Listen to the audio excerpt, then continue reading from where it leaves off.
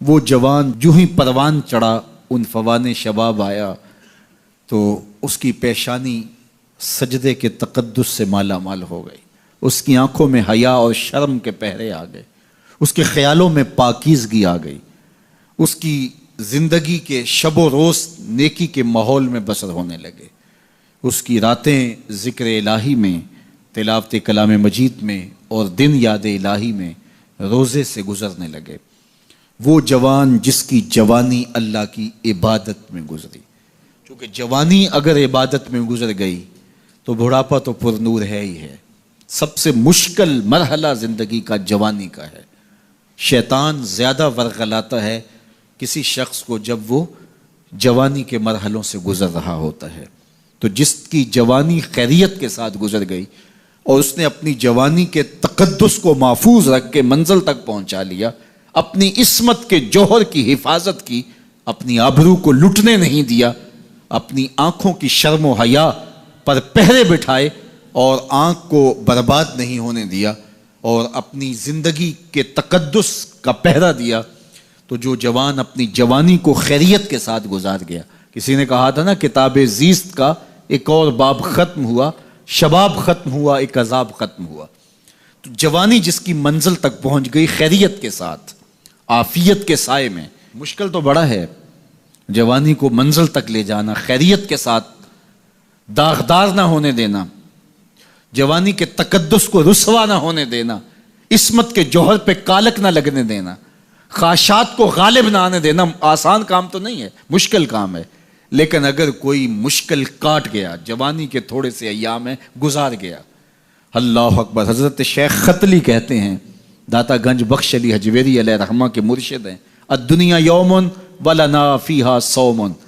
وہ کہتے ہیں دنیا ایک دن ہے، ہم روزہ رکھ کے گزار رہے ہیں۔ تو روزہ رکھ کے سارا دن گزر ہی جاتا ہے، دوپہر بھی آتی ہے گزر جاتی ہے، اور عصر کا وقت بھی آتا ہے گزر جاتا ہے، کھانے کا وقت بھی آتا ہے، چائے کا وقت بھی آتا ہے، سب کچھ ہوتا ہے لیکن گزر جاتا ہے، افطار تک بندہ پہنچ جاتا ہے۔ جس نے زندگی روزے کی طرح گزار دی، جس نے جوانی روزہ رکھ کے گزار دی، خواہشات کو بے قابو نہیں ہونے دیا، مشکل کام تھا لیکن اس نے مشکل کام کر دکھایا۔ اجر کتنا بڑا ہے، سنیے اللہ کے محبوب کی زبان سے سنیے۔ حضور نے ارشاد فرمایا جو سید ابو ہریرہ کے ذریعے سے ہمارے تک پہنچا، فرمایا قیامت کے دن جب سورج کا رخ سیدھا ہوگا، زمین تانبے کی ہوگی، لوگ پسینے میں شرابور ہوں گے، کوئی ٹخنوں تک پسینے میں، کوئی گھٹنوں تک، کوئی کمر تک، کسی کو پسینے کی لگام دی جائے گی، اور وہ پسینہ ایسے نہیں ہوگا جس طرح یہ پسینہ ہے، اتنا گرم ہوگا۔ ابن رجب حنبلی کہتے ہیں اس پسینے کا ایک قطرہ اگر احد پہاڑ پہ ڈال دیا جائے تو وہ پگھل جائے، اتنا گرم ہوگا، بدبودار اتنا ہوگا، ایک قطرہ دنیا پہ ڈال دیا جائے، انسان کیا جانوروں کے دماغ بھی پھٹ جائیں، اس پسینے میں لوگ شرابور ہوں گے۔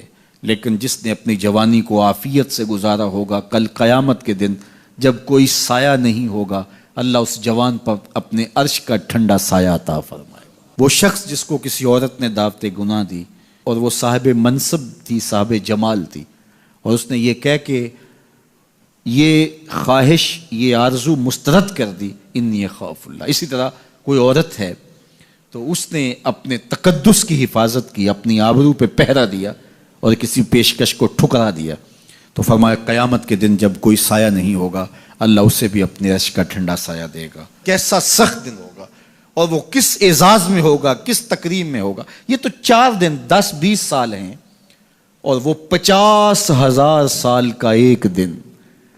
پھر اس کو اللہ کا شکر ادا کرنا ہوگا کہ اللہ تو نے کتنا کرم کیا میرے اوپر کہ میری جوانی خیریت اور عافیت سے گزری، اور آج اس کا تو کتنا بہتر صلہ مجھ کو دے رہا ہے۔